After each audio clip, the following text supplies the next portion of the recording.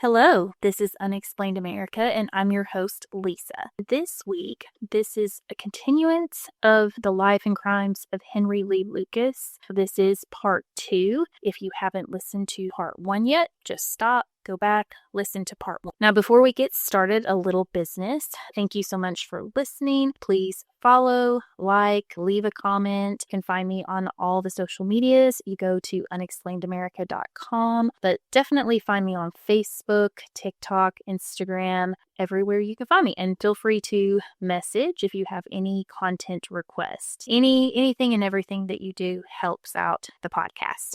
Like with part 1, listener discretion advised. There is mention of assault, rapes. This is a heinous murder case situation, heinous items that Henry Lee Lucas either did or discussed. Part 1 focused on Henry Lee Lucas's beginnings from his birth at 1936 until the time of June of 1983 when he was arrested, and then he began his confessionals. Okay, so that, and also in part 1, like, I did very much look at detailed documentation that I could find to get some dates and names accurate.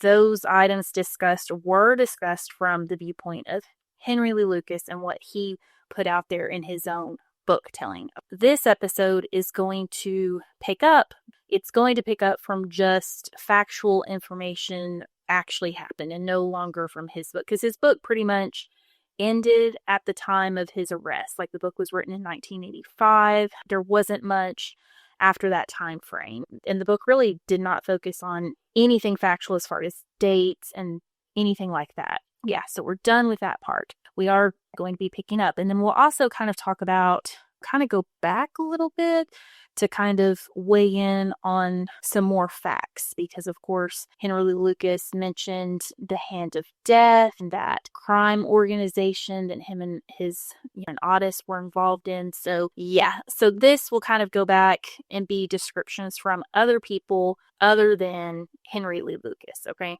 so we're trying to kind of see as much as we can of the truth behind the stories. And again, this is the hardest case to follow. And if you've looked at any articles or even if you've watched documentaries, like, you'll notice that in the documentaries, they'll focus on these little bit or side events in this whole, a lot going on.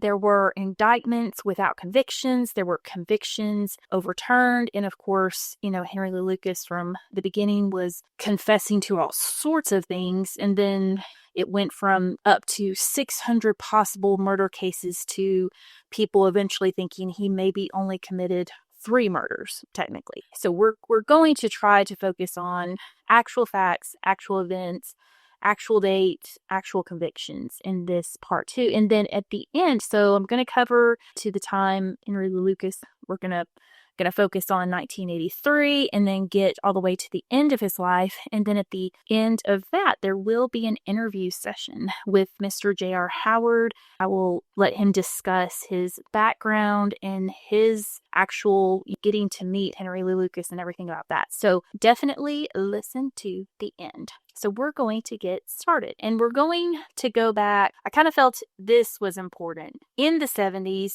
you had Henry Lee. We know he was in jail from 1960 to 1970. So he was convicted of his mother's murder during that time frame. We know that. And then he pretty much went back to prison and did not get out of prison until 1975, and that was for the kidnapping. So we know that. So pretty much after 75, according to his family, he is floating amongst his different family members. Of course, he had many half brothers and sisters, and then he had many nephews and such. And so it said that he was drifting, he was traveling, Some of the family lived in Maryland, some lived in Michigan. He was kind of going back and forth between where his family would let him stay for a few days in this. Otherwise, he was just, again, drifting. He was in and out of vehicles. He was in and out of maybe even homeless shelters and such. In his book, and what we discussed, quote unquote, was how he met Otis during the time that he was married, because Henry Lee, he was briefly married even from the time he got out of prison. So about right there in 1975, he was married to Betty during that time. And then if he stated he left, she was quote unquote lazy. Her interviews say that he was molesting her daughters that she had from previous marriage. So he had a lot. He was just all over the place. But Otis Toole says that he officially met, according to Otis, met Henry Lee in a rescue mission in Florida in 1976. And then at that time, he does introduce Henry Lee to his mother. So Otis's mother's name is Sarah Harley, and she's taking care of like her grandkids. So these would be Otis's niece and nephew. So she is taking care of the kids, and the kids are Frida and Frank Powell. And again, Frida Powell is the Becky mentioned. Okay, so he's basically meeting Otis's family in 1976. And by the way, that makes Becky around 9 when she's meeting Henry Lee Lucas for the first time. 9 years old.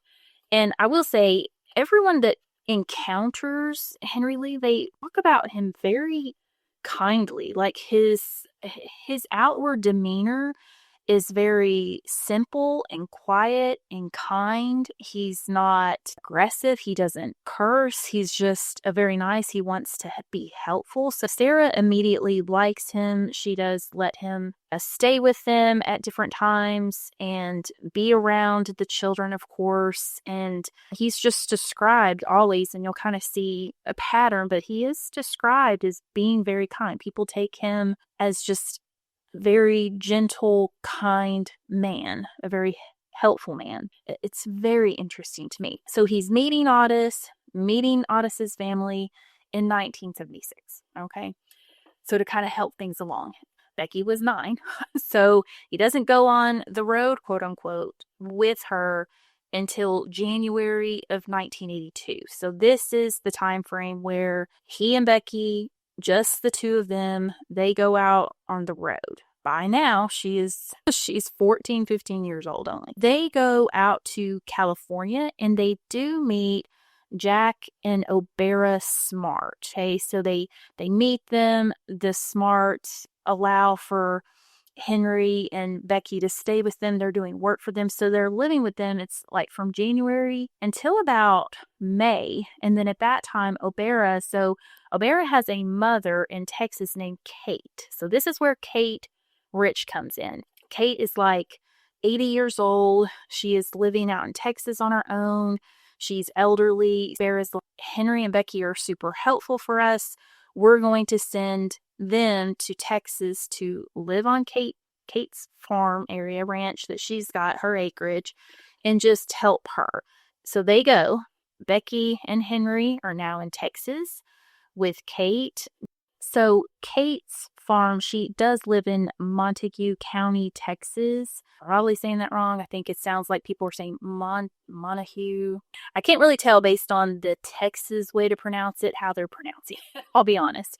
This area of Texas, and Texas is huge, so to just kind of give you an idea, it's like a little northwest of Fort Worth, Dallas area. So to kind of give you guys a guide of where he is here. So this is now May of 1982. And Becky and Henry are living with Kate. It doesn't say what happens, but Kate's other daughter, so this isn't Obera, this is another daughter, she kicks Henry and Becky off of the ranch. Okay, so she fires them.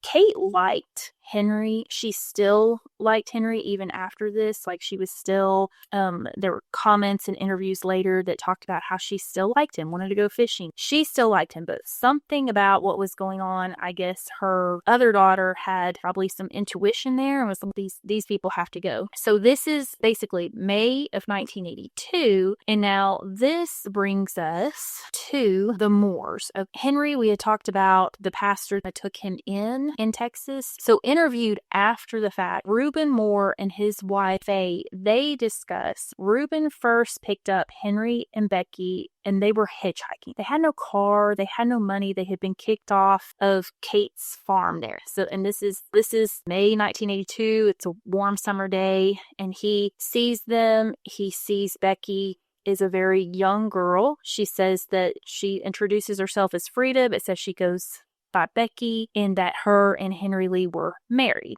And he says, now Reuben is explaining this, Henry was very light and kind. He said he had been working as a ranch hand for 80-year-old Kate Rich, which he had, and she lived near Ringgold in that Montague County. Now Reuben had a ranch, and he was creating a church, and the church was called House of Prayer. And it was a place and a church for everyone. So he offered, on that day that he picked him up, he offered for Henry and Becky to come live there and work there at the church. So for 3 months, this was May, June, July, for 3 months, Henry is considered a very valuable part of this community by Reuben. Very valuable. He is working hard. He's telling Reuben that he won't even accept money. They're living there. They're eating there. So he's providing work, and he's even the neighbors of the ranch where Reuben and his wife lived. They liked Henry. He was doing things for everyone, and he was still doing things for Kate. Like I said, he was still, even though her daughter ran him off, like he was still close to Kate, still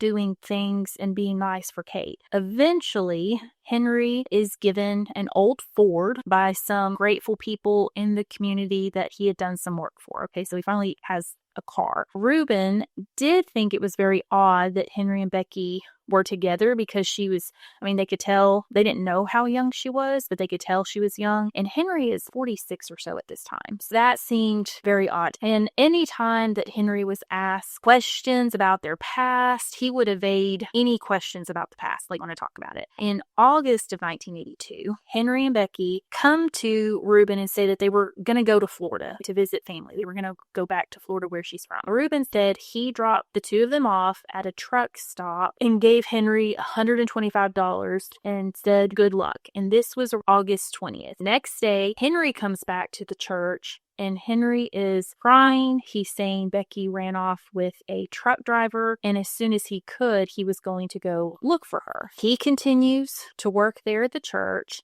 His behavior is off. Reuben and Faye are noticing he is not behaving the way that he had. Something's happened. He doesn't bathe. He's not changing clothes. He's not shaving. He seems to be not sleeping or eating. Like, he is just obviously distraught. This whole thing with Becky has him distraught. Well, after a few days, so this is August 22nd, 23rd, Henry leaves, and then he returns very shortly thereafter, saying had found Becky in a motel room in San Antonio, and his marriage was over. He's come back, found her. In September, after Reuben has a construction crew, they're doing roofing. They go out on a job, and Henry's on this job, and they do this job in Oklahoma. Henry does clean himself up. This is in September. Then Reuben says he drops out of sight for at least a few days. And this is the same time frame in September where Kate Rich disappears. So Reuben's all of a sudden, Henry cleaned himself up, and all of a sudden he dropped out of sight. Kate Rich has disappeared. And a few days after Kate disappears, Sheriff W.F. Conway, so he comes to Reuben, and he's asking all kinds of questions about Henry, and he tells him Henry is a suspect in Kate's disappearance. So this is September 1982. Henry shows back up, and this is when Conway arrests him kind of the first times. Conway had an arrest warrant actually out of Maryland for auto theft, and he picks Henry up. Conway can't hold Henry because Maryland won't extradite him, so they won't do anything basically with their warrant. Now, Conway, by this time, he knows Henry's background. Like, he knows about him killing his mother. He knows about all of his prison stays, the kidnapping, whatever. He knows this, and then he tells Reuben about it. Reuben and Faye are frightened. They are absolutely terrified. They have this man whom they thought Henry was very nice, kind, a drifter, nice and kind, hardworking man, and now they're frightened. They're completely frightened. Reuben doesn't ask Henry to leave because he's afraid that he'll get upset and then come back and hurt them. So they're just living there in fear. Faye, Reuben's wife, she outright tells Henry she will shoot, like she has a gun. I will shoot you if you do anything weird. So she makes it very clear because Sheriff Conway's coming around. They know what's going on. Henry doesn't know the extent of what they know, but he knows that they know something.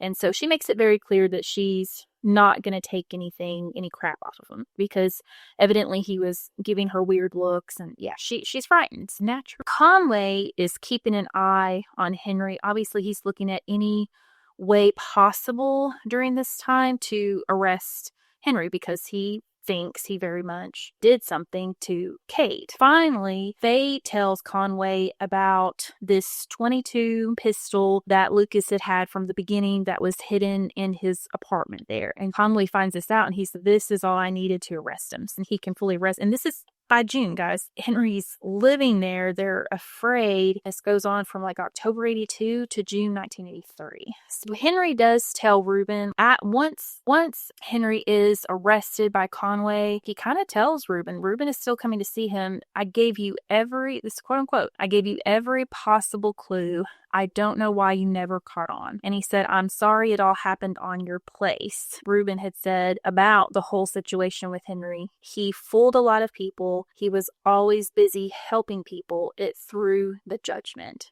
And during this time between October 82 and Henry's officially off of Reuben's ranch, there was a suicide event for Henry. Like he tried to, basic carbon monoxide poisoning. So he tried to kill himself there at the ranch, at Reuben's ranch, and caught it in time. That is the actual telling of how Henry connected with Otis and how he got to Texas, how that all happened. So that part is O'Bara smart. He actually sent Henry to look after her mother, take care of her mother. Obviously, she didn't know who Henry was and what he was capable of, sent him. But obviously, it's interesting that O'Bara's sister kind of knew something was up and had ran Henry and Becky off of Kate's farms. It's very interesting. The true witness aspect of, so obviously this hand of death situation, it's hard for me, like when I was reading it was very hard for me to not even, I hate to say it, to not even laugh about it. It was just laughable. People worshiping the devil.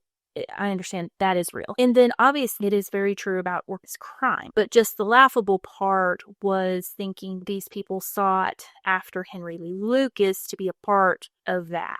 Otis Toole. That was the hard part. So hearing the actual interviews, Reuben and then Otis, that made a lot more sense to this all came about type thing of how Henry went from Florida to California to Texas. It is officially June 11th, 1983.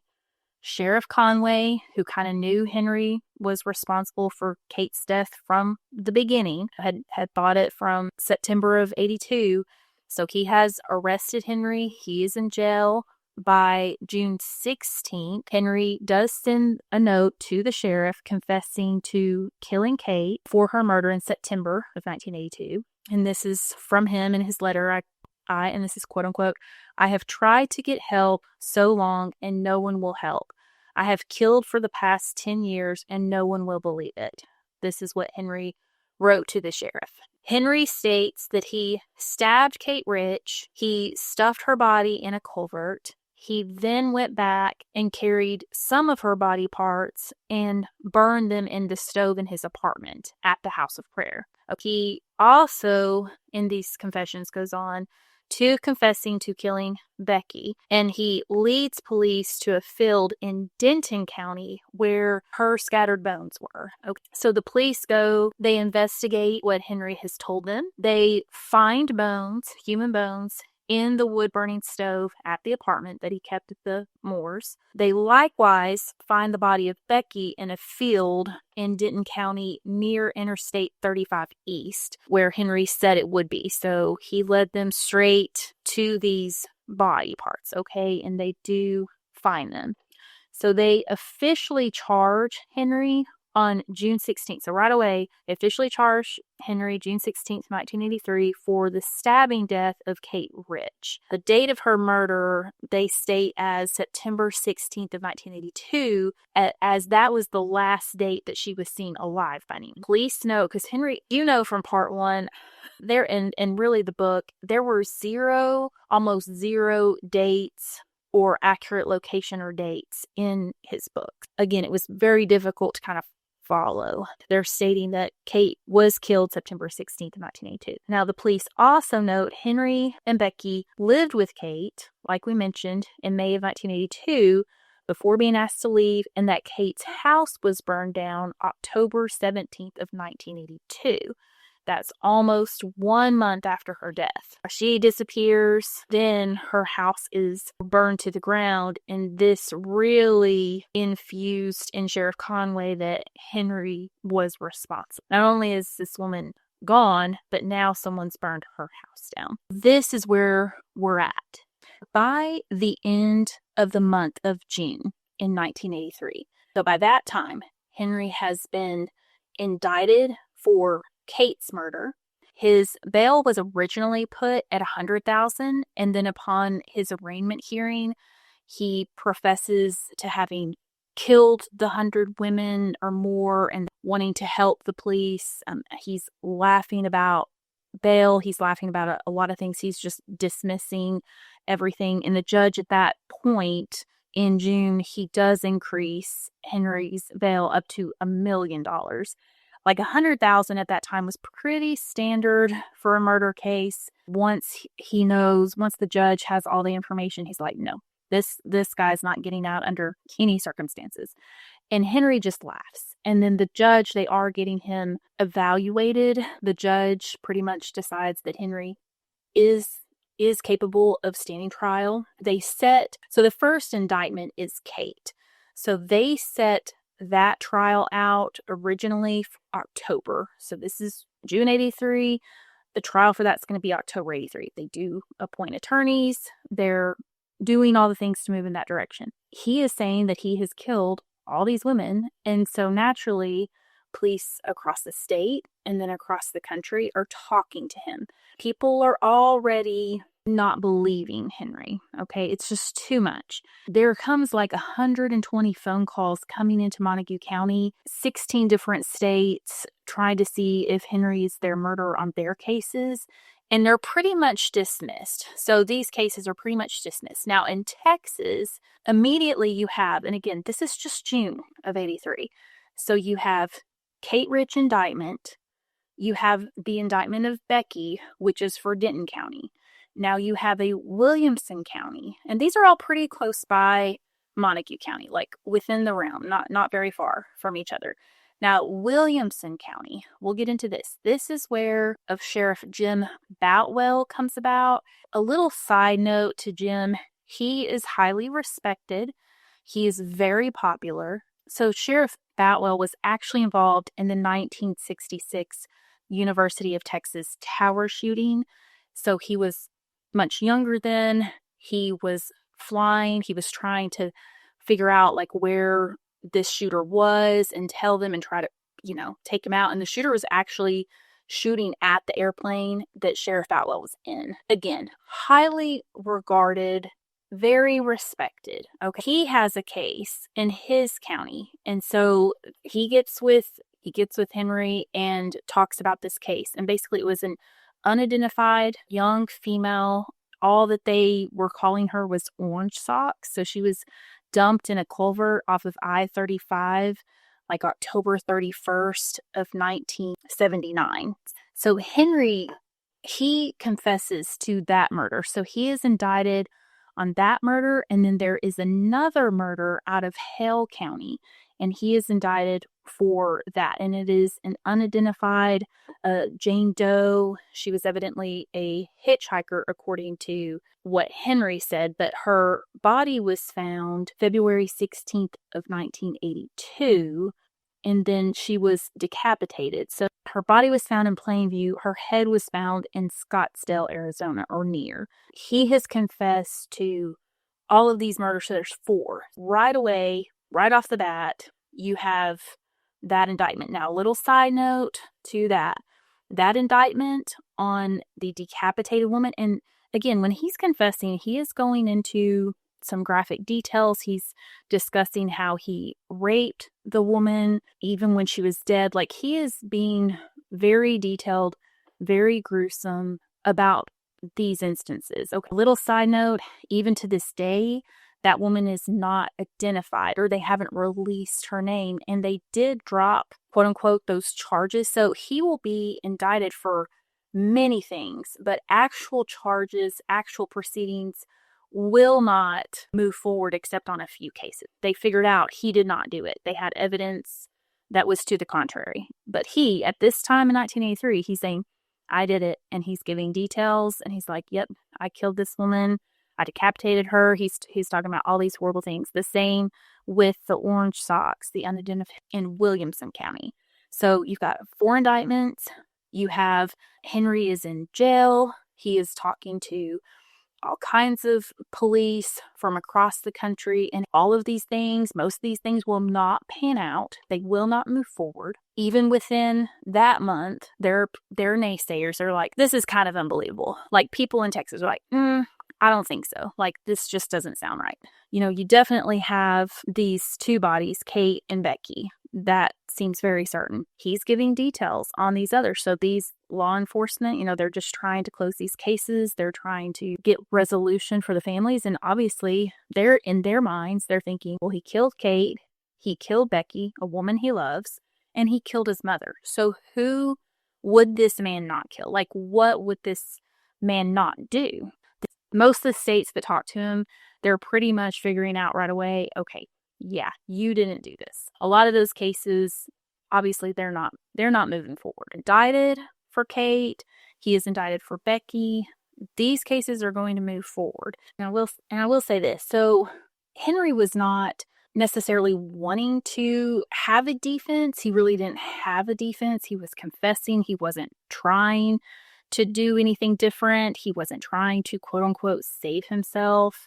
He was just trying to, in his words, help families, help this situation. Again, he does have defense people assigned to him. The judge wants him to try to have a defense. And so at first, it looked like he was going to plead innocent on Kate's charges. Reasoning for innocence was mental reasons were mentioned. That was pretty much the only defense, quote unquote. And the same with Becky. So Becky was set up. Kate's trial was set up. At this time, they're looking at those 2 cases and focusing on those 2 cases to get resolution. As you move forward, by September, Kate's trial was set for October. By September 30th, Henry comes back and pleads guilty. He does not want to move forward with trial.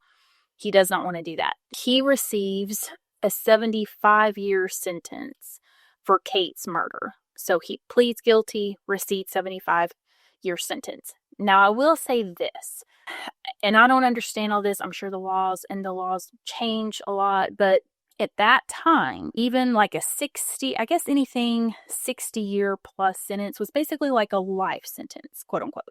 The convict, was up for parole within 20 years. Okay, so no matter what, the way the law was said, that this person would be up for parole by year 20 of a life sentence. They gave 75 years to life, for what pretty much 60 years plus meant life. But they're trying to appease the people. You know, these are heinous crimes. Keep Henry Lee Lucas from getting out of prison in the future. So they've got these 2 things going on. He gets the 75 years. He wants to plead guilty to Becky's murder. They will not let her murder actually goes to trial. Again, there's not like a defense. Henry is not saying anything except he says he stabbed her to death, and on the morning of August 24th of 1982, he then cut her up in little pieces and stuffed those pieces into pillowcases and then dumped the pieces in the field. And they did find these pieces in the field. So he's pretty much not putting up much of a defense at all regarding Becky's death. And on November 10th, her case goes to trial. They do come back with guilty, and then they come back after a very short deliberation, and they give him a life sentence. Right off the bat, we have 75 years plus the life sentence. And pretty much these are not back to back, they're running consecutively, they're running together. At this point, no, law-wise, Henry Lee Lucas can be up for parole within 20 years of this time frame. Since these trials are concluded, another indictment, and there are several indictments piling up on by November, since Sheriff Conway is done with his case, Henry is not put in prison yet. He is actually, Sheriff Boutwell wants to focus on the Orange Socks case, which, a little side note, Orange Socks, literally the whole time of this case is an unidentified person. Now, we know it's female. They know, she's young. In 2019, many, many years later, they actually get DNA and familial DNA, and they figure out this woman's name is Deborah Louise Jackson. They don't even have a name for her. Sheriff Boutwell has indicted Henry already for her murder, and now he's wanting to talk to Henry about many other cases. And again, Sheriff Boutwell is very, very respected, so he is able to bring Henry to his jail in November of 83 and just house Henry at his county jail while they work out all of these details and while they're working on the Orange Socks case. Okay. Sheriff Boutwell actually sets up a task force, and they do call it the Henry Lee Lucas Task Force.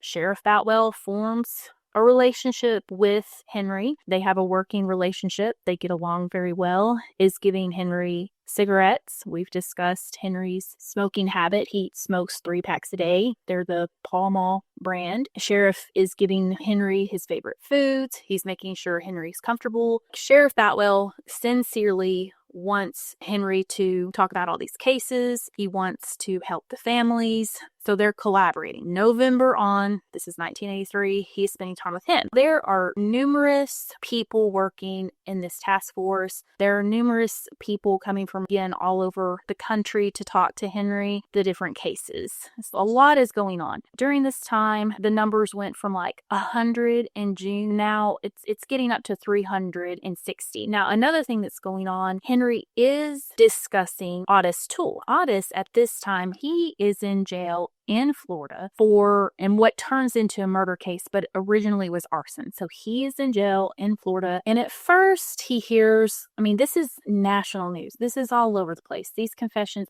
this is absolutely huge. And Henry Lee Lucas is everywhere. Very famous. Originally, Otis hears this and is like trying to lay low, not wanting his name brought about. Henry is mentioning Otis. He's mentioning working with Otis, doing crimes with Otis. Otis is in jail. Now, Otis begins to start his confession cycle as well after Henry does. So he ends up confessing up to 50 murders. And just a little side note, we're not going to go down the Otis Toole road completely because that would be just a whole nother thing. He is pretty much in jail this entire time. He never gets out of jail, confesses to about 50 murders, and he does actually confess to the Adam Walsh case. Yes, the famous one. And I have been requested to cover that case. We will get into that in 26. Otis confesses. Of course, it's not necessarily taken as true because of all of this fanfare going on, all of these confessions. It's not like, okay, you did it. No, nothing like that. So, nobody knows what to believe between Henry and Otis. So nobody knows. Little side note, just to Otis, he dies in 1996. And again, he's never let out of jail. Okay. And him and Henry do meet up. They kind of get them together. Otis will actually come in play for some of Henry's trials or depositions, vice versa. Both of them are pretty much just deemed as heinous liars. And I will say, Otis is an interesting, awful person. They talk about him being like 6'2", 6'3", like big man, but having this little dainty voice until he gets mad. And then he's very, very scary, has a very scary disposition. And so it's just very scary to think about. On Adam Walsh's case, by 2008, so we're talking Otis dies in 96. In 2008, the Hollywood, Florida Police Department, along with the Walshes, have a joint press conference, and they discuss that they are satisfied that Otis was the murderer, and the case is closed. Wow. We are in November. We're beginning in November. At this jail, we will mention briefly, Henry mentioned what was known as Sister Clementine. She was a very devout Catholic woman, worked in Sheriff Boutwell's jail. Like, she just provided Bibles, provided spiritual guidance, just a very nice Christian woman, just trying to be the hands and feet of God there, okay? And she does meet Henry Lee Lucas. At first, they don't want them to meet. Sister Clemmy is very valued there.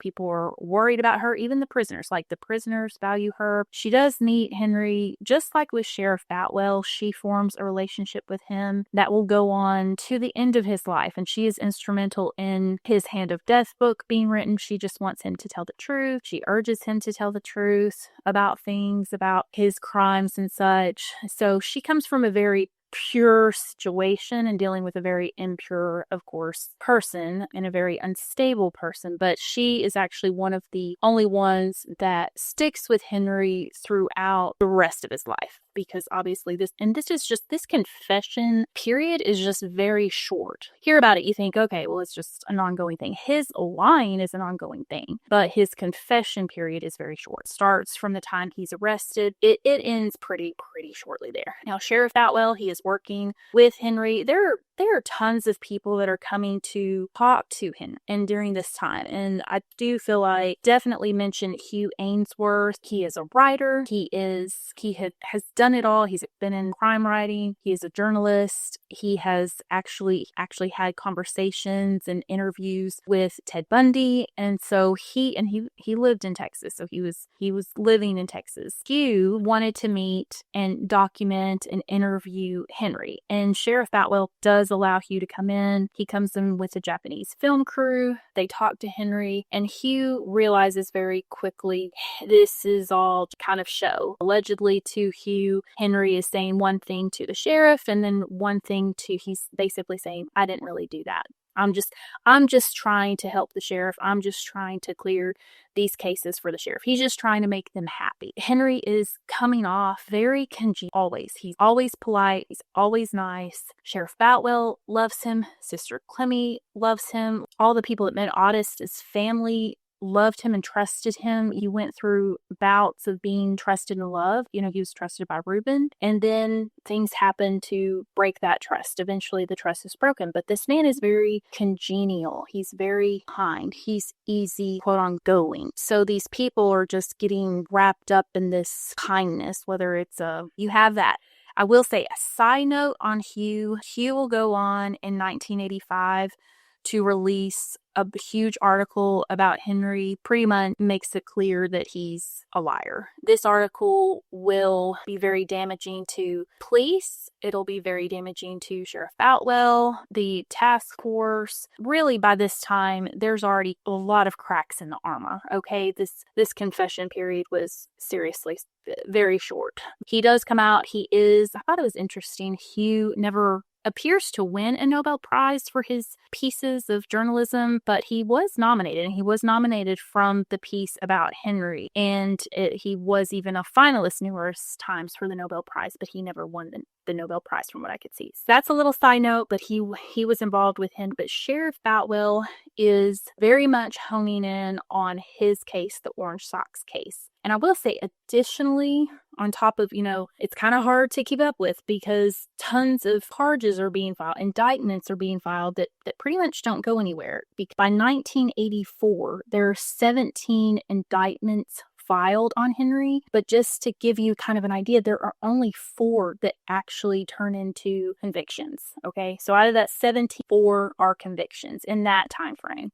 So Sheriff Boutwell is in Georgetown, Texas, kind of the county seat of Williamson. Henry Lee Lucas's defense attorneys are really trying to work for him because literally by 1984, by the beginning of 1984, Henry is telling his attorneys and telling people, yeah, I didn't really do this murder, this orange socks. Like he is already recanting these confessions. It's sinking in that this is moving forward because Sheriff Boutwell is going after first-degree murder charge. It is in a state that has the death penalty, and that is on this case. Like, they're not letting him plead out. They're not letting anything. He will be up for the death penalty on this orange socks case. Okay. His defense attorneys, they are worked. Like I said, Hugh Ainsworth is working. He's actually investigating too. Like, he's wanting to know, where was Henry during this time frame? And there is evidence being produced through pay stubs, witnesses, jobs. Like, Henry was working in Florida during the time Orange Sock's body was dumped. Like, he was living in Florida, he was working in Florida. There were people to say this. There were pay stubs, documentation. There was documentation coming forward about where Henry was, and that was the thing. He's confessing, he's giving these details on one hand, and then there's evidence on the other hand to say, okay, he didn't really do this. And he's recanting. He's full circle recanting. Henry, his defense is moving towards this trial on orange socks. They set the trial for April. By Friday, April 14th of 1984, a jury they look at the evidence of the defense produces evidence that Henry was not in Texas, not near Texas, but the jury looks and they look at all the detailed videos of Henry confessing, and not just to this case, but to others. They get to see, and what Henry was saying in his confession is that he picked up Hitchhiker, which was this orange socks. He had sex with her. He drove to Texas. They had a fight and he killed her and then had sex with her once she was dumped. He dumped her body in the culvert, and that's where she was found. So these heinous actions are what he confessed to, and he gives great detail about this. And so this is what this jury is hearing. A whole plethora of videos. And again, we talked about this. When Henry was confessing, he was saying horrible things. He was talking about horrible things that he did to these women post-mortem, cutting women up, having sex with their bodies, like all of these horrendous things. And this jury, they listen to this. They come back, they refute the evidence that he was in Florida, and basically they look at the confessions. So they come up with a guilty verdict on the orange socks trial, and then they come back with, only after about 40 minutes of deliberation, they give Henry Lee Lucas the death sentence. And one of the reasons was the prosecution. The defense, of course, is saying, well, Henry wasn't there, he didn't do it. Well, the prosecution is saying, do you really want the possibility of this man ever getting out of prison? And of course, these people, and they did, I will say, they did move his trial to a different county, but still, this has been nationwide news, and this jury got to see his confessional tapes. So they give Henry Lee Lucas the death sentence, which at this time is lethal injection. Henry comes out after hearing this verdict and getting the death sentence. He's like, I didn't do it, but I'm very happy anyway. So, because this whole time, he is talking about how he really wants, quote unquote, a legal suicide. He wants the state to kill him. He is lamenting only on Becky's death. He's not really giving much remorse to Kate's death or anything. He is saying that he deserves to die for his crimes, though, at this point. Yeah, so he says he's happy with it. He says that this is what he wants. It turned out the way he wants, but even in his statements afterwards, he's saying, I didn't do it. So he is recanting right away. And this is April of 1984. By May of 1984, Henry has 17 charges filed against him. One is in Louisiana. There are about 3 cases in Florida. There is one in Maryland, and the rest are Texas. So yes, so all over the country, people have come forward, and some of these cases are even unidentified persons at this point. Henry, so he is indicted. He is in prison by this time, and this is the whole Hugh Ainsworth article has not come out. It won't come out for like another year, but at this point already he's saying he didn't do it. So it does go back to Williamson County Jail for a beat. But by this time, Sheriff Boutwell, there's already been a lot of back and forth going on with Henry's recantations and him saying he just wanted to make the sheriff happy. So this is why he was making all the confessions and agreeing to being guilty for the cases that were brought forward to him by law enforcement. So this is April of 1984. So in the meantime, like I said, he has these indictments. There's other charges coming forward. There's other counties involved.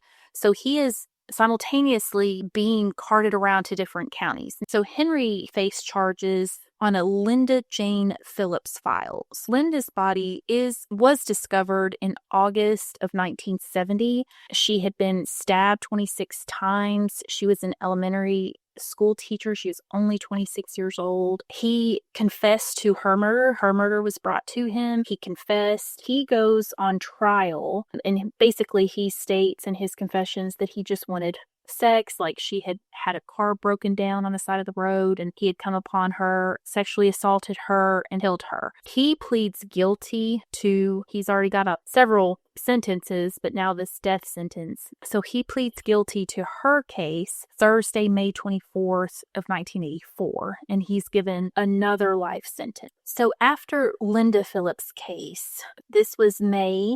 And now we're going to fast forward over to September's. A Diana Lynn Bryant case. She was only 17 years old. She is found murdered April 26th of 1981. Diana was babysitting. She had a couple of children that she was babysitting. Henry states that he broke into the apartment, and this was in Brownfield, Texas.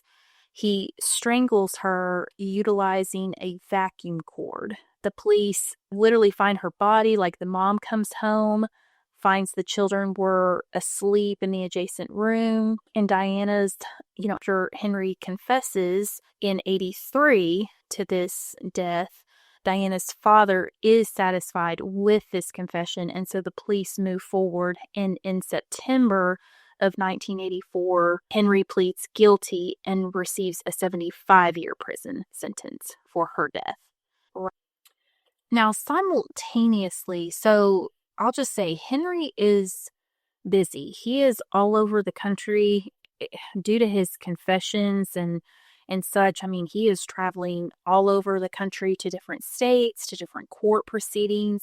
So likewise, in September of 1984, so in 1984, Henry Lee Lucas is brought to Arkansas because he confessed to killing a Betty Thornton. A Scotty Scott had been tried for Betty's murder, okay? In fact, he was tried twice. The first time was a hung jury.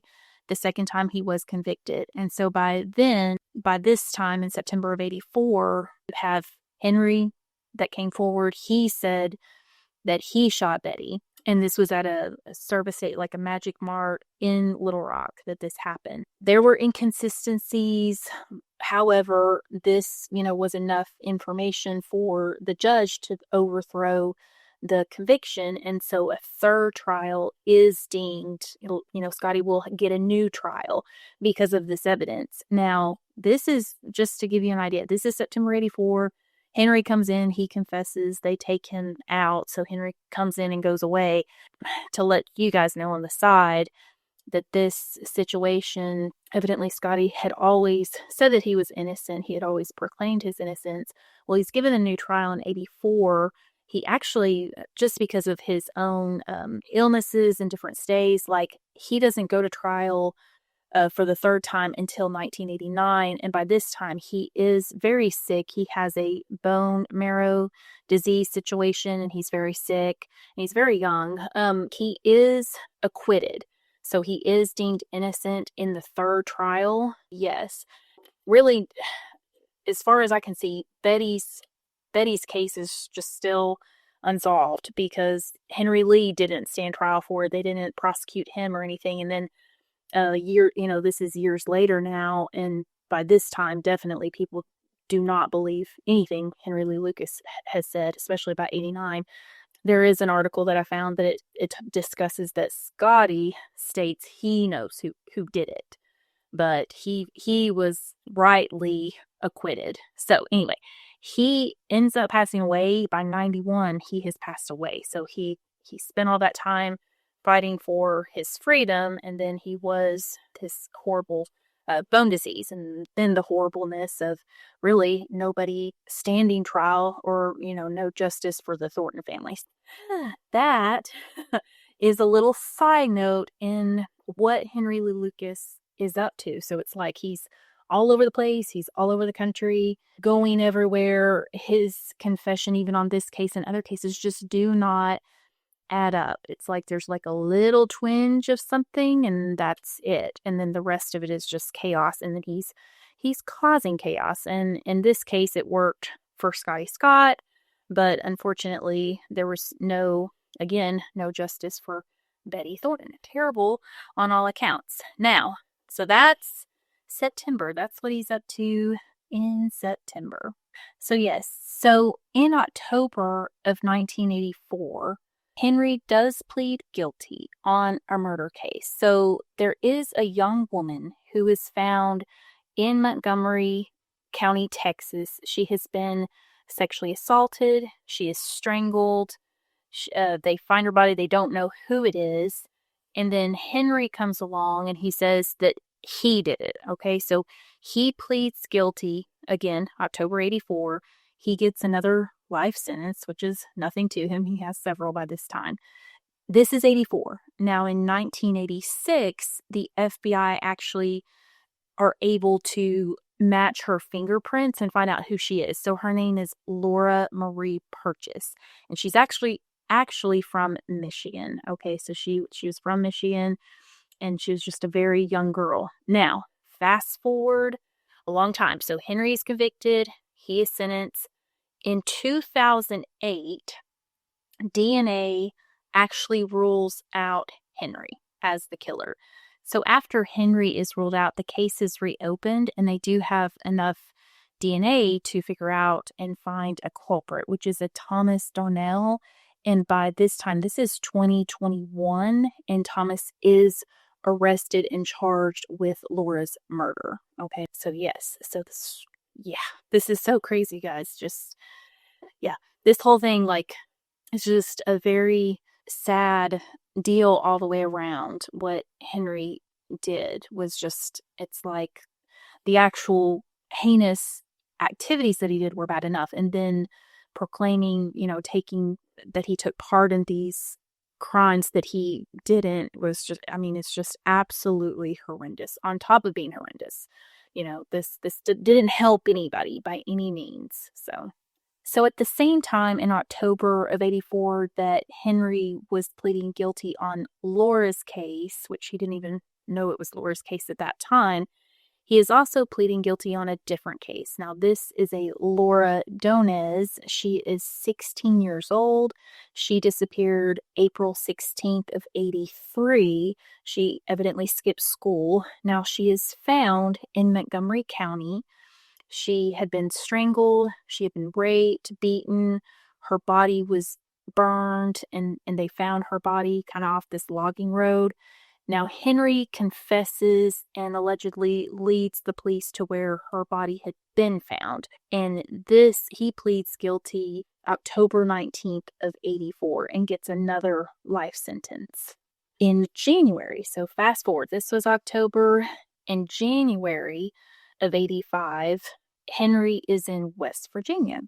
Evidently, whenever Sheriff Batwell or whenever the Texas Rangers were talking to Henry, they had asked him if he had ever killed any law enforcement.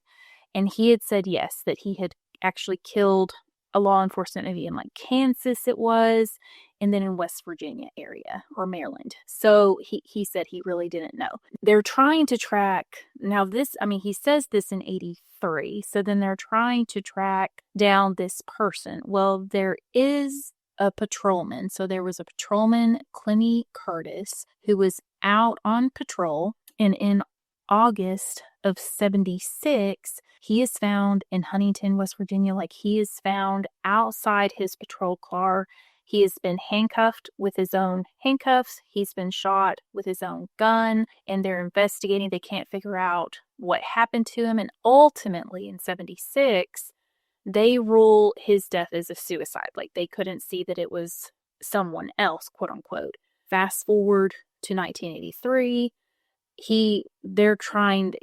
Henry has confessed to killing law enforcement. They finally track down this Clemmy Curtis situation, and so they have Henry come out to West Virginia. Evidently, Henry is able to point out kind of relatively the area. Like, some parts of his confession just didn't add up, they said, but then some parts were very pointed.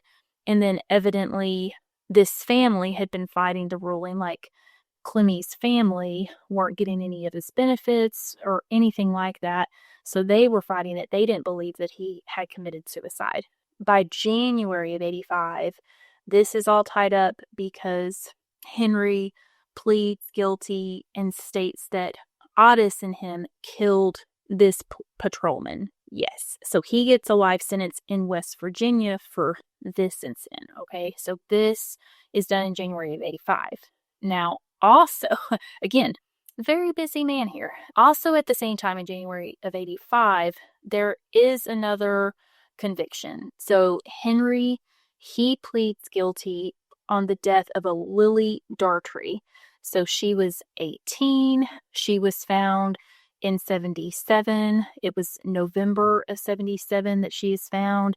Henry says that he picked her up, that he assaulted her. He shot her in the head. He dumped her in Marshall, Texas. He leads investigators to the site. He does say that Otis was with him, but not involved in this death. He says that he had met her at a service station somewhere around where Highway 59 and Interstate 20 meet, and then he had dumped her in Marshall, Texas. And he pleads guilty and gets another sentence. This was January. So lastly, fast forward to February of 1985, Henry pleads guilty to the death of a Glenna Biggers. Glenna was 65 years old. She was found with a butcher knife in her stomach and a fork in her throat on December 20th of 1982 over in Hale County, Texas. Now, her death, of course, went unresolved. They couldn't figure out who had done it, and so they had brought the case to Henry, and he said that yes, he had done it. He was able to describe the scene. He said that him and Otis had broken in to rob Glenna, and that's when everything went crazy. He ended up taking about $180, but he was able to describe the scene enough for the prosecutors to feel like it was him, and then he also stated that he didn't wear gloves. So he pleads guilty, gets another life sentence on Glenna. This February of 1985 is not to say the last indictment or charges, but this is the last conviction that Henry will say. There will be, law enforcement will try to pin him for different things, but this is the last conviction. So, and these are almost all of them in Texas. Obviously, there's Clemmy's death in West Virginia. By April of 1985, Hugh Ainsworth's article exposes Henry Lee Lucas as a hoaxer and as a liar. He discusses his evidence that found that there was no physical way that Henry could have been at some of the cases that they had him for, that there was just no physical way that he could have done what he stated that he did. They provided the evidence. So this comes out in April 1985 as well. Henry Lee Lucas's book, Hand of Death, comes out. And so pretty much with the article of Hugh Ainsworth plus the book, Henry Lee Lucas just becomes fodder. He's made fun of. People just discuss him as a liar. Pretty much jokes are made about everything, like he's just not believed in any way, shape, form. And at this point, his working with Sheriff Batwell is done. The whole state of Texas, as far as like the Texas Rangers that had worked with Henry Lee Lucas, like everybody is scrambling to protect their position. There's tons of articles that come forward talking about Henry Lee Lucas being a hoaxer. And then also, on the flip side, all of the quote-unquote accurate statements and details that he gave to the police. So there's kind of like two different parts. There's just two different perspectives there. And one was the investigators just trying to get down to the truth. And then there was the perspective of there was plenty of evidence to support that Henry Lee Lucas just couldn't have been responsible for some of these cases. And again, there were several law enforcement offices that were talking to Henry Lee Lucas across many states. And there were many that came forward and they were like, yeah, this doesn't match up. We're moving on.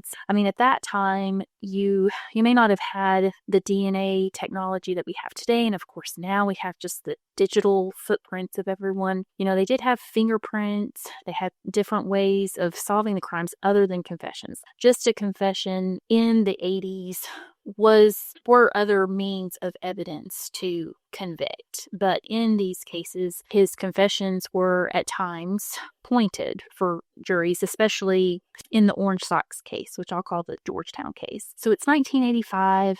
The article has come out. Henry's book has come out. Pretty much, again, people just making fun of the hand of death situation. The whole gamut. They're not buying it at this. In 1986, there is a whole investigation into the Henry Lee Lucas. It's called the Lucas Report, and it is investigated by the Attorney General at the time, which is a Jim Maddox. He conducts an investigation, finding that the investigators were just eager for confessions. They would slip information, maybe not even knowing it, to Henry, and that a lot of the details and such were in the case files that he was seeing. And the impact of this Lucas report, kind of damages reputations, the Texas Ranger Division, also, of course, the Sheriff Outwell.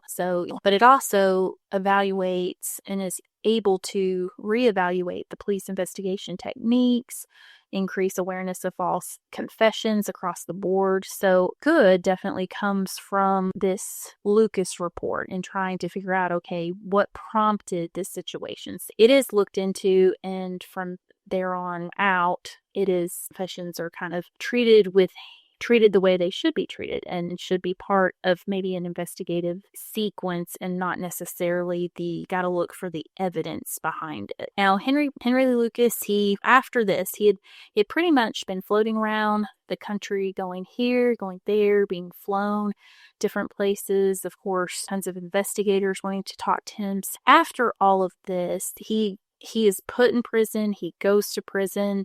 He is no longer situated at the county jails unless he's needed in some sort of trial situation. This whole period, of course, he has a death sentence that he's staring at. From 85 to 89, his attorneys are working on his appeals process on the Georgetown, aka the Orange Socks case. So they're working that. They're trying to get that repealed. They're trying to show the evidence. Nobody believes Henry Lee Lucas. So in 1989, the Court of Appeals, they uphold the original conviction and sentence of Henry Lee Lucas.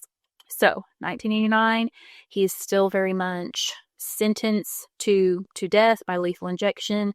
Of course, his attorneys are fighting it. His death date is pushed out to June 30th of 1998. And again, this whole kind of pretty much after 89, after the appeals process runs out, then they're just his attorneys are trying to get a commutation of his death sentence. They're trying to get that turned into a different charge. So they're talking to the parole board. They're talking, of course, they have to put together all kinds of evidence to, at the time, it's Governor George W. Bush. In 86, you had Attorney General Jim Maddox, but then you also had the current Attorney General, and they were both putting together a legal concern that went to the governor to ask for maybe not clemency, but again, the commutation. So that is all submitted by June 15th. There is a whole report that is put to Governor Bush. And in fact, it is put together from the Attorney General at the time, talking about the probability is highly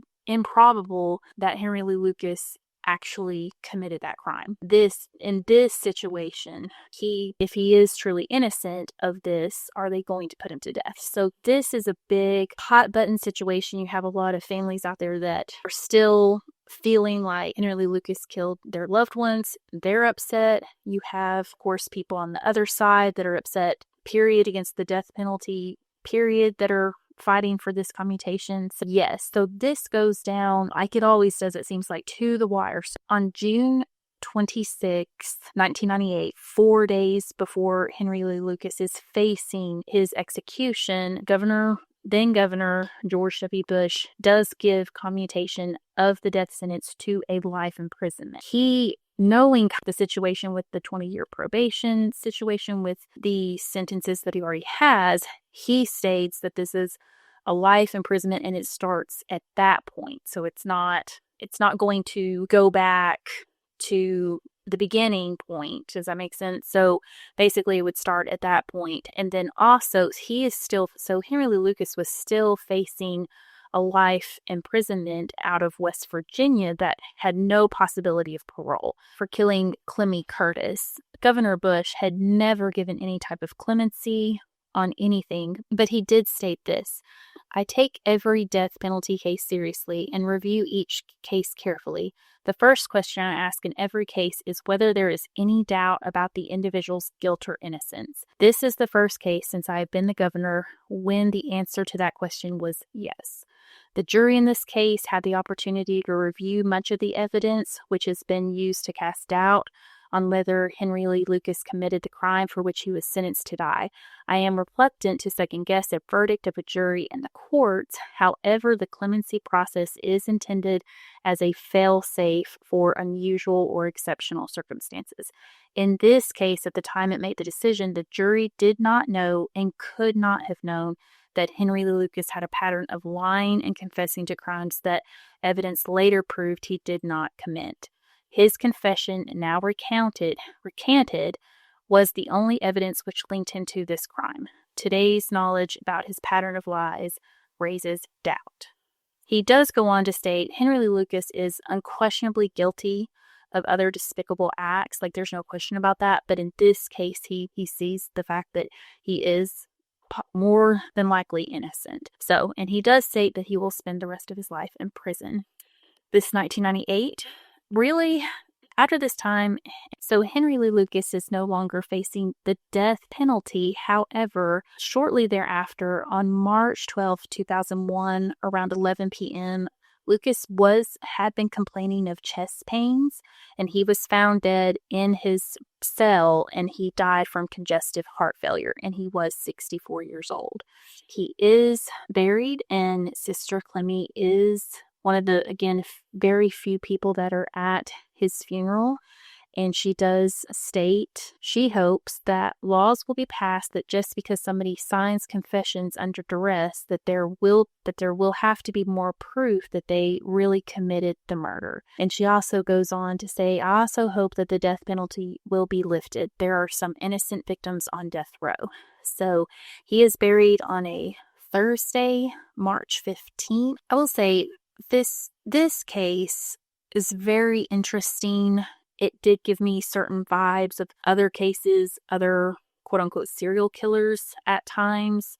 It's pretty obvious that he definitely committed some very heinous crimes, and there were other crimes that, he was suspected in, that he never faced charges on. Of course, there were many indictments that were never turned into convictions. There were just so many going on, just so many. And just the simple fact, his terrible behavior was bad enough, of course, the things that he did do, but then the confessing to all these many other things that he obviously didn't end up doing that would come to light later on that we discussed, made for just as much hurt for people. So it is very interesting. A lot obviously learned from his case as far as how law enforcement looks at confessions and such. So keep with me. In this next bit, there will be an interview with J.R. Howard. I'll let him discuss his extensive background into investigations and in his law enforcement, that he actually met Henry Lee Lucas. And so I will have an interview. This next bit will be an interview with J.R. Howard. So keep listening. So this is Lisa and Mr. J.R. Howard, and thank you so much for allowing me to interview today, J.R. And J.R. is going to tell us about, he has a very extensive career in law enforcement. Okay.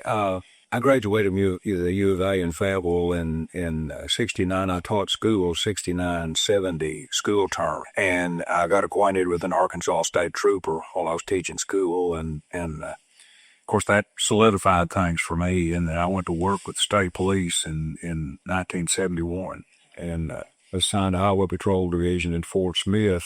And I was there till April of 76. I transferred into the Criminal Investigation Division. And I was in the investigation CID until, I guess it was late 98. And so from 76 to 98, I was just an investigator with the state police investigating whatever, throughout the state. Oh, wow. And then at that point, I started working out of Little Rock and retired in end of 04.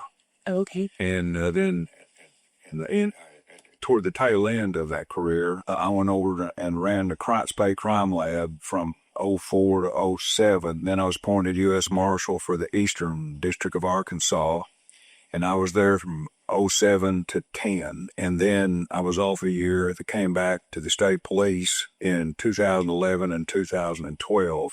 And then I retired, and then, well, I guess I can't remember what year or so ago, anyhow, they had a vacancy of the crime lab, and I went back to the state crime lab for about 3 months as an interim director. Oh, wow. And that's pretty well it. Oh, wow. That's awesome. I enjoyed retirement to you, so. Yeah. And I was going to ask, so you do enjoy being... Oh, yes. Enjoy every day of it. It's I mean, for those years, I mean, particularly from 76 to 98, you were available 24/7. Wow. Like worked so many, like how many hours a week do you think you worked? Well, if you look at my timesheet, that was fake news, as they would say, because you worked many more hours than on that, and they didn't pay overtime back then. There wasn't any point in keeping up with it. But you just, you go when the bell rings and you stay till it rings again. And I remember one homicide. I started my day at 5 o'clock on Wednesday and didn't get home until 11 o'clock Friday night. And that was working a homicide here in White County. And so, I figured that up when I had 66 hours, and I never left White County, but I wasn't home either, Yeah. And it was one of those deals where, chasing leads and things would kind of die down, and all of a sudden you'd get a sighting or whatever, the suspect, the adrenaline would flow, and here you go again, Goodness. And, but that was a exception, nothing. But I mean, having a 30-hour day was pretty common. You go to work at 2 o'clock in the morning, get a call out, and you're out when the day shift comes on, and you're out when the night shift comes on, and you're still out when the day shift comes out again the next day. But that's not a complaint. Yeah. It was interesting work, and I wouldn't trade it for anything.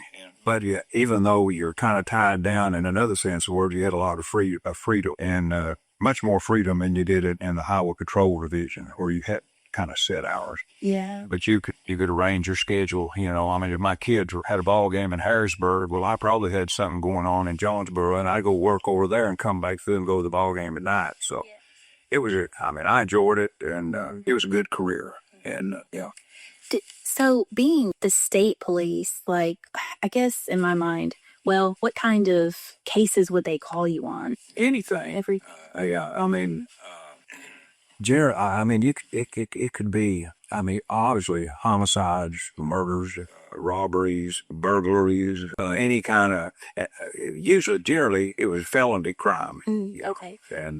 because you're so busy working those, you didn't have time to fool with the lesser crimes. Gotcha. Because I would think that calling you guys in was like a big crime. Yeah, well, not necessarily a big crime. And of course, in 76, and for years there, not every agency had investigators. Oh, okay. So we got called in for a lot of things just because the city or the county did not have an investigator to handle a case. Oh. So they called us, and of course that's why we were here, to assist other agencies.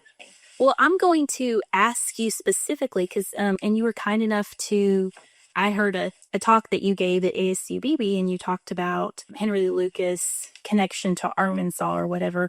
And so I did cover his case, and I was just going to ask you about the circumstances surrounding like meeting Henry. Well, back in the day, the Abe Pipkin was a police officer in BB that was murdered April 5th, 1977. He was beaten to death, and it was unsolved. And this kind of, at the time, Henry's name, he was out there confessing to crimes. Yeah. And so we contacted the Texas authorities and sent them, I'd have to send the whole case file, but just a synopsis of what happened. And we went down, me and Chris Raff was a prosecutor, and Gary Morgan was chief deputy for the county. We went down to Georgetown, Texas. That's where they were holding. And he told us about doing that. Oh, about that case? About the Pipkin case, yeah. Wow. But anyhow, as time went on, of course, he withdrew a lot of those confessions. And come to find out, I think he'd been privy and he was in the mode of confessing. I mean, he was this celebrity. It was his 15 seconds of fame. And that's how I got initially with him. But then he told us about he and Otis Toole, his running mate, he and Otis killed a girl and dumped her body under a bridge somewhere between Bradford and Newport. And he agreed to show us where this took place. And this is the Scottish cop trial was going on. And I think maybe this was 85. Does that sound about right? 85. Yeah, somewhere between 83 and 85, yes. But we flew down and picked him up and brought him back for trial in Pulaski County. For the Scott. Yes, on the Scotty Scott case. And of course, the Texas Ranger flew up with him. Bob Prince was the Ranger. And we picked Henry up to Pulaski County Jail. I came here if he'd already testified or was going to testify. Sure. But he agreed to take us up and show us where we dumped the body. Mm-hmm. And so we went up there. And of course, you're probably familiar with that. There are 15 bridges between Bradford and yes, and Newport. And they all look just alike. Yes. We took Henry under every one of those bridges looking, and I've forgotten what month this was, but the year before, and he had this. I think they dumped the body in July of some year. Well, in October of that year, we had a 100-year flood or something like that. Well, we went under all those bridges and nothing. But I'm convinced he was telling us the truth. Now, I mean, that's just my gut feeling because he seemed to be with it. But the interesting thing is we were driving north. I was sitting in the back seat and Henry was sitting in the middle and the Ranger was sitting on the other side. And up there, and I can't, there's a pull off up there and I can't remember if it's between Russell and Bradford or somewhere up in there. But it used to be a fruit stand set. And as we were driving, he looked over at that place and he said, had a flat right there one time. I said, really? He said, yeah. He said, me and Otis, and the girl, I can't think of her name, is 3-0. He said, we were headed to Texas and said we had a flat right there at that place. He said it was about 10 o'clock at night. And he said we didn't have the jack. And so he said, I walked up to that house and left the light on. He said, I walked up and knocked on the door, and there's a man, his wife, and teenage daughter watching TV. And he said, I asked him to borrow a jack. And he said the guy had a brown Ford LTD, and he got a jack out of it. And he said the guy came down and held the flashlight for us while we were trying. But he said, we got into the biggest mess. He said, was driving an old Rambler station wagon, and we had everything jammed full, and said it's so full we had the spare tied down on top. And he said the flat was on the right front. So he said, we got it jacked up and took the flat off and started trying to put the spare on and it wouldn't fit. said the front had disc brakes, and that wheel wasn't designed for something with disc brakes. So we had to put that flat back on there, go back and jack up, take the tire off the right rear, and put the spare on it and bring this rattling. He said it's the doggonest rigmarole you ever saw. But he said we finally got it done and headed to Texas. Well, I couldn't wait to get him back to, of course, we were on the way up to look under those bridges. But I can't remember if it was that day or the next day. I thought, I'm going to go talk to those people up at that house. So I went to that house, and sure enough, those people that live there weren't the folks that lived there when this took place. So I said, well, they told me we're the people that moved to. So I went over there, and I'll never forget, it was about 6 o'clock, and I knocked on the door, and a guy answered the phone, and I told him why I was there. And I said something. I said, do you remember fixing a flat right there? He said, man, anybody that ever had a flat between Newport and Bradford had it right there. He said, I can't tell you how many times I've helped people fix flats. And I said, well, this guy, and he said, no, wait a minute. He said, I remember, but it wasn't a guy. He said it was two guys and a girl, and he said they were driving an old Rampart station wagon that was full of junk and had the spare tire tied down on top. And he said, is the doggone this mess? He said the spare wouldn't fit, and he said we had to jack that car up and change tires around. He said, I thought we never would get rid of it. And he said then they headed on toward Newport. Well, Henry said they're going toward Texas. Oh. But anyhow, and what was so funny, it wasn't funny to the lady, but the 6 o'clock news came on, and the Scotty Scott trial was one of the lead stories, and it had a picture. And as we were talking, Henry, I said, do you recognize that guy right there? He said, no, not really. And I said, that's the guy you changed the flat for. And I thought his wife, she nearly vapor locked. But anyhow, I've laughed. I said, I can't prove Henry Lee Lucas killed anybody in Arkansas, but I can prove he had a flat in Arkansas. So for sure, he was there. Wow. So anyhow, and he was very convincing. Do what? And he was very convincing. Yeah. Wow. Yeah, I mean, it happened because you got him telling a story, and then you got an independent guy that doesn't have a clue why I'm telling exactly the same story. I mean, you can't make, the only thing was taking Henry back to Georgetown the next day or whenever it was. Mm-hmm. I said, Henry, you lied to me. He said, how? Or what? And I said, well, you told me that after you got that flat fixed, y'all went to Texas. He said, we did. I said, well, that guy told me you went back toward Newport. He said, wait a minute. He says, is there a liquor store back up there a couple of 3 miles? And I said, yeah. He said, we were hot and tired, and we remember passing that liquor store, so we drove back up there and bought a 6-pack of beer and then headed to Texas. So, I mean, they were just very out, you know. Yeah, wow. But he